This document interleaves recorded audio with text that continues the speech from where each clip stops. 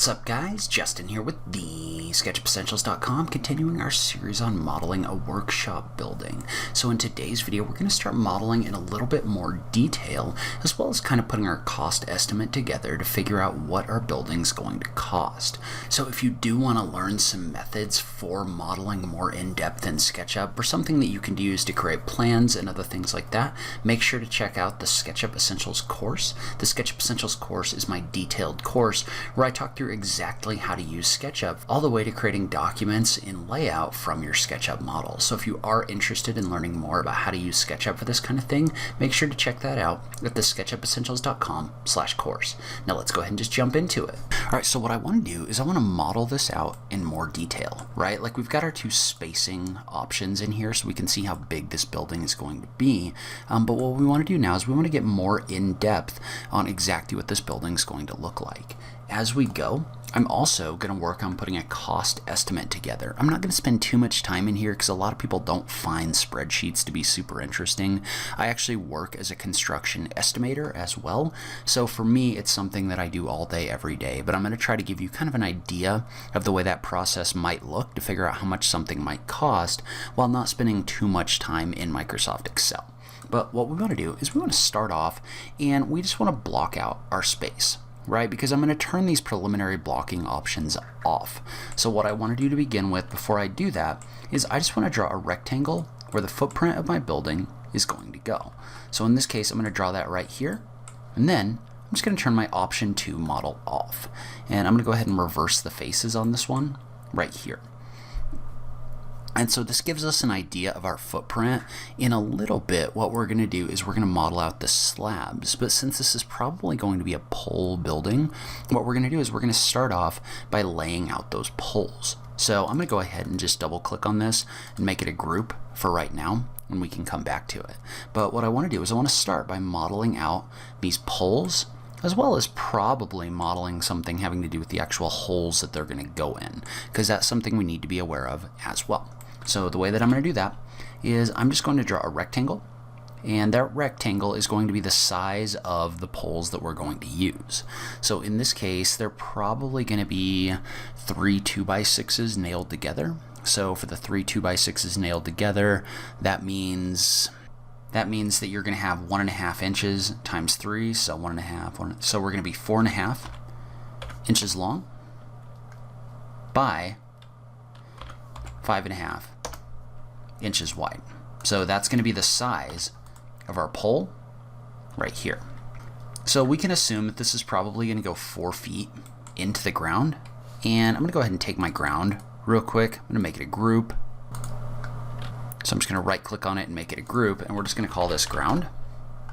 And we're going to put that on a tag so that we can turn it on and off. So I'm going to take that ground layer, I'm going to put it on that tag, and I'm going to turn it off just so it's not really in the way.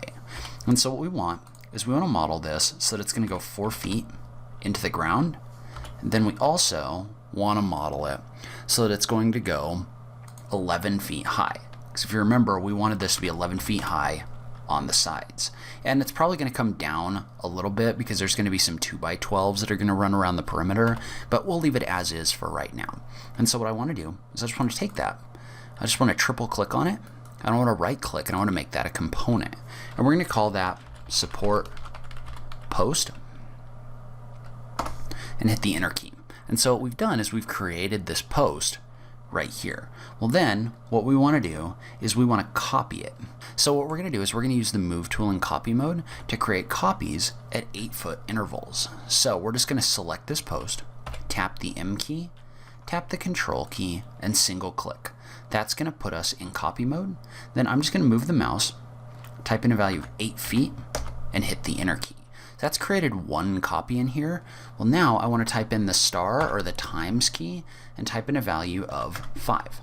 And so when I type in a value of 5 right here, that's going to create 5 equally spaced copies. Hit enter after you type in times 5. So that's created 5 equally spaced copies right here. And this last one, you can see how it's a little bit past, so we're just going to move this one over right here. So this one's going to be just slightly different, but not enough to really be a big deal. And so now we want to do the same thing on the other side. Well, all I have to do is just select these, use the move tool in copy mode. So same thing, just select them, activate the move tool, and then tap control. I'm just going to create a copy over here. So now I've got my posts over here. And so now we need to put them on the front side and the back side. So the back side's not really that big of a deal because it doesn't have any doors in it. So what we're going to do is just the same thing, right? Move tool in copy mode, 8 feet times, we'll say 4, and we're good to go. So we've got the posts on the back side ready to go.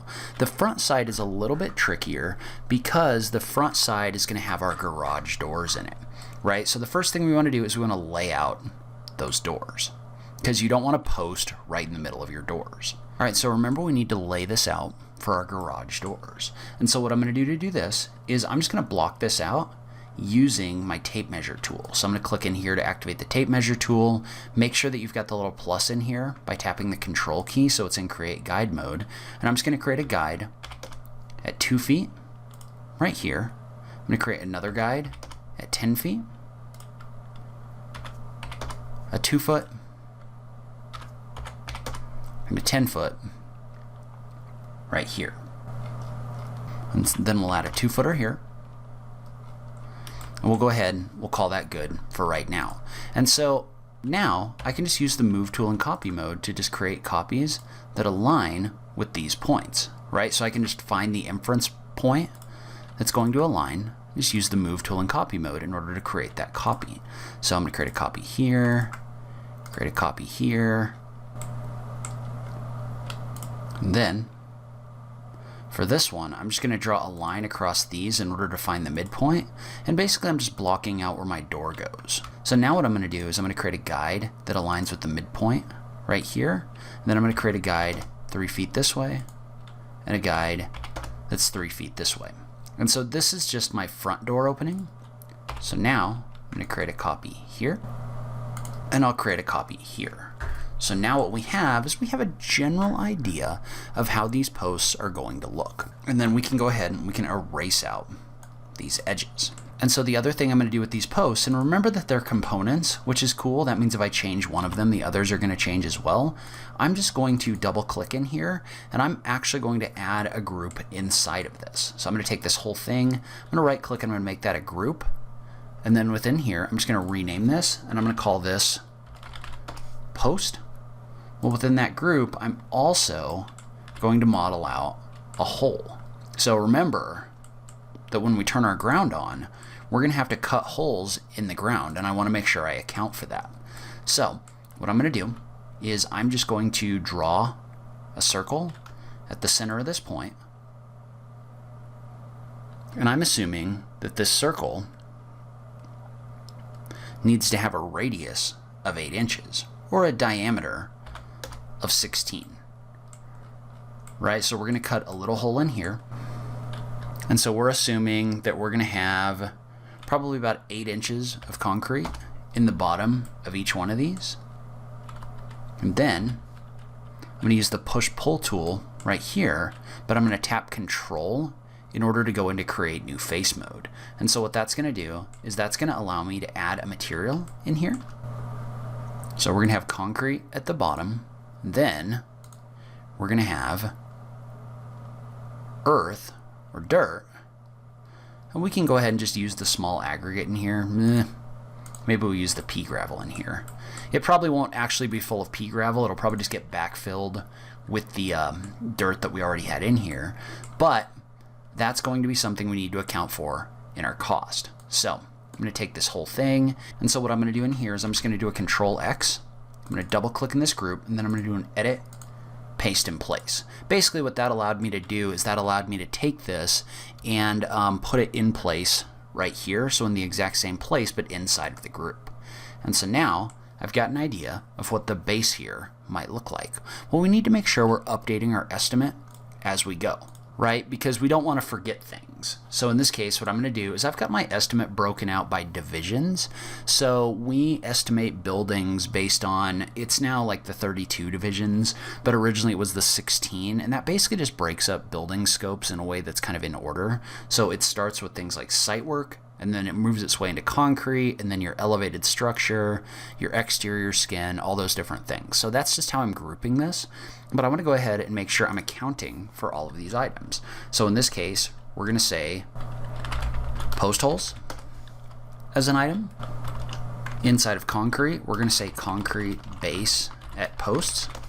We'll go ahead and call this dig post holes. For this other one, we'll call it backfill post holes. And I'm going to go ahead and put that in here as an item. I may actually end up doing that work myself, so it might not have a cost associated with it. But what this is going to allow us to do is keep up with all of these things. And so if we select all of these, like this, if we go up into our entity info, this is going to tell us how many of these components we have in here. So in this case, we have 23 components, right? So that means we're going to have 23 holes, 23 posts, all those different things. So we're going to say 23, 23, 23. Then we also need to note vertical 2x6 columns, 23. And so we may put a note in here that just says 3 2x6 nailed together. And so now we've got that kind of roughed out. And one of the cool things about that is what that's going to allow us to do is that's also going to allow us to see how close together these holes are going to be. So if you look at this, for example, right, these post holes are going to be pretty close together. So you should be able to get a guy to come out and do it, but it is something you need to be aware of because you want to make sure they're not like right on top of each other. It just gets a little bit tricky when you do that. All right, so now there's a little bit of a discussion on how we want to approach the next part, because there's a couple different ways you could do this. You could model this out with dimensional lumber pieces, so you could figure out exactly how much lumber, how many sticks you would need in order to do the framing on the outside, or you could just model these out with extruded pieces and then use something like your takeoff software in order to figure out exactly what that needed to be. That's kind of the direction that I'm going, is I kind of prefer to figure out just an overall lineal footage that way and just use math in order to figure out how many parts that I need. That'll get me pretty close. You could come in here and model this out exactly with the lumber pieces that you'd want, but I don't necessarily recommend that approach. So what I'm going to do is I'm just going to model out a little baseboard that runs around the perimeter, right? Because we're probably going to put a perimeter board that runs around here like this. So all I'm going to do is I'm just going to rough out a profile like this one. And then I'm going to go ahead and break these up at least so I don't have one uninterrupted piece running around the outside. So probably what I'm going to do is I'm going to group this. Then I'll just draw another profile. Or since it's only a group, we could also just use the rotate tool in copy mode and create a copy across here. And just extrude it across like this. And notice that I'm making sure to group these as I go so that I don't have a bunch of geometry merging together. And so then we can just take all of the framing in this group, or all the framing that we put around here, and we can just right click and make it a group, and we can just call this perimeter base. And so within our structure, we're just going to add another tag for perimeter base. And we'll just put that on that tag so that we can toggle that on and off. And now remember that we're just going to repeat this kind of thing a fair amount, right? So we're just going to have these 2x6 girt boards on here.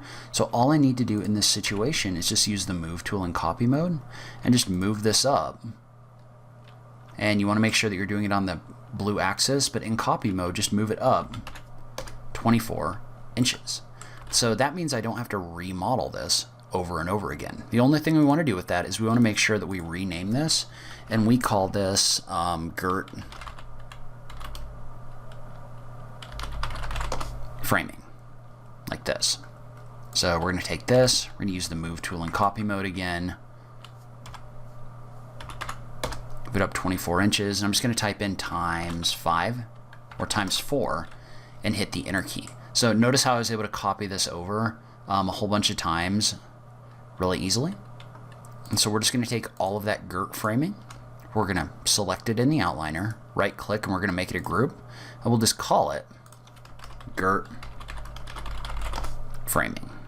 And we're just going to add another tag for girt framing. We'll tag this with girt framing. These individual ones may also need to be tagged with girt framing. Nope, we're good. Okay. So now we've got an idea of what our framing might look like. And we may come back in here in a minute and take a look at some window options. But now we're going to move over to our estimate and make sure that we add those items in here. So basically what we added is we added our perimeter base framing. So perimeter base treated. And we've also got girt framing. And so for our perimeter base, we know that this is a 40-foot by 40-foot building, and then we've got some openings on the front side, right? So we just do 40 times 4, that's 160 lineal feet, and then we'd subtract out 26 feet right here. So we just do an equals 40 times 4 minus 10 times 2 minus 6. So that gives us our lineal footage of perimeter base 2 by 6. And then our girt framing is going to be the same, but it's going to be that times 1, 2, 3, 4, 5. So times 5. So we'll just do equals this times 5. And so we know that we need to come up with 670 lineal feet of that 2 by 6 framing. And so we're actually going to come in here and we're going to delete out this top level because that is where our 2 by 12s are going to go around the perimeter. And so we're just going to change that in our estimate as well. So it's actually 536. And then we're going to add 2 by 12 around the top. The other thing we can do is we can also push-pull up our floor to a height of 4 inches, right? That's going to be our concrete floor. So we're just going to take that, we'll name it concrete floor. And so for that one, I'll just add another tag, and we'll just call it concrete floor. We'll make sure that we tag that, and we're good to go. All right, so the last thing I'm going to do in this video is I'm going to add the sistered 2 by 12s around the outside. And so what that's going to be is that's going to be 2 by 12s that run around the outside of our building that are going to kind of tie everything together at the top. They're going to be kind of structural. And so what we want to do for that is, for our posts, you're going to have two 2 by 12s in here. So we're going to draw a line that's going to be 3 inches across here. And then our 2 by 12s are going to be 11 1/4. So we're going to draw a line that's 11.25 down. Then we'll just push-pull this across. And so we may need to do some rotation of a few of these objects right now because they're facing the wrong direction. And so we're just going to clean these up a little bit. So these are just going to have a different orientation, and they probably need to be moved back a little bit as well, just because these aren't perfectly square columns. And it might actually be faster in this case just to delete these out and just replace them. For these, I'm just going to scale them in place using the scale tool. So I'm just going to scale them to -1.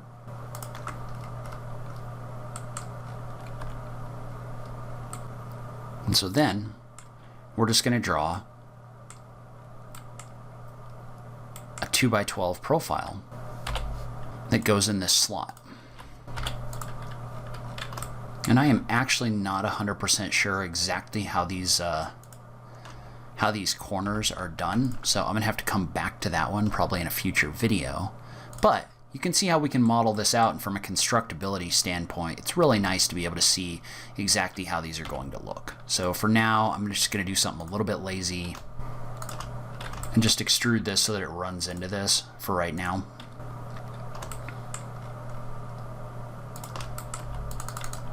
All right, so we're just going to make sure that we add in 2x12 perimeter header. In this case, we're just going to take the perimeter, which is 40 times 4 times 2, to get our overall lineal footage. So I know we're getting a little bit more detailed in the way that we're modeling this. I'd love to hear from you guys, and if you think this is helpful, if you're enjoying following along, or if there's anything you'd like me to focus on a little bit more. If you like this video, please remember to click that like button down below. If you're new around here, remember to click that subscribe button for new SketchUp content every week. If you like what I'm doing in this channel, please consider supporting me on Patreon. Every little bit helps, so make sure you check out that link in the notes down below. But in any case, thank you so much for taking the time to watch this. I really appreciate it, and I will catch you in the next video. Thanks, guys.